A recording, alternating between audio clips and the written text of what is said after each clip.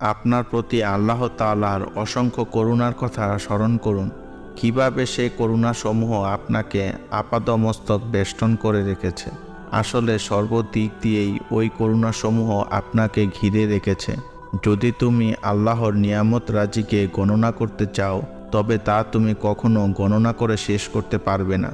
সুস্থতা, নিরাপত্তা, খাদ্য, বস্ত্র, বায়ু ও পানি ইত্যাদি সব কিছুই দুনিয়াটাকে আপনার বলে ঘোষণা দিচ্ছে, তবু আপনি বুঝতে পারছেন না।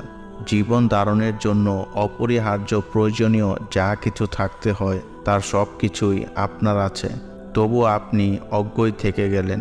তিনি তোমাদের ওপর তার প্রকাশ্য ও গোপন নিয়ামতসমূহ পূর্ণ করে রেখেছেন।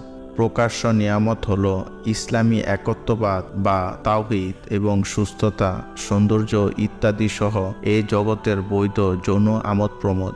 আর অপ্রকাশ্য বা গোপন নিয়ামত হল আল্লাহর প্রতি কারো ঈমান আমলে সালেহ বা সৎ কাজের জন্য পথ নির্দেশক, কোরআনের ওপর ঈমান এবং আখিরাতে বেহেশতের আনন্দ ফুর্তি ইত্যাদির প্রতি ঈমান।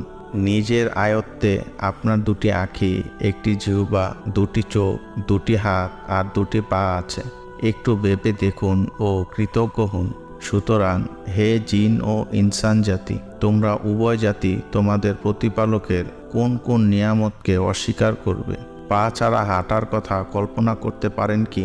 আপনি কি এই বিষয়টি হালকা করে দেখবেন যে আপনি সুখে নিদ্রা যাচ্ছেন, অথচ দুঃখ, যাতনা, দুর্দশা ও দুরাবস্থা বহু লোকের নিদ্রায় অন্তরায় হয়ে আছে? আপনি একটা কথা কি ভুলে যাবেন যে আপনি সুস্বাস্থ্য খাদ্য ও শীতল পানি উভয়টা দ্বারা নিজের উদর পূর্তি করেছেন, অথচ রোগবালাইয়ের কারণে কিছু লোকের পক্ষে সুখাদ্য ও সুপেয় পানীয়ের মজা উপভোগ করা অসম্ভব হয়ে আছে? আপনার শ্রবণ শক্তি ও দর্শন শক্তির কথা ভেবে দেখুন। আপনার সুস্থ ত্বকের দিকে তাকান এবং আপনি যে চর্মরোগ থেকে মুক্ত আছেন এজন্য আল্লাহর কাছে শুকরিয়া জ্ঞাপন করুন। আপনার বিবেচনা শক্তির কথা গভীরভাবে ভেবে দেখুন ও যারা মানসিক রোগে ভুগছে তাদের কষ্টের কথা একটুখানি মনে করে দেখুন। উহুদ পাহাড় সমস্বর্ণের বিনিময়ে আপনি কি আপনার শ্রম ও দর্শন ক্ষমতা বিক্রি করে দেবেন, নাকি আপনার কথা বলার ক্ষমতা বিশাল বিশাল অট্টালিকার বিনিময়ে বিক্রি করে দেবেন? আপনাকে প্রচুর অনুগ্রহ দান করা হয়েছে, তবু আপনি না জানার ভান করে আছেন।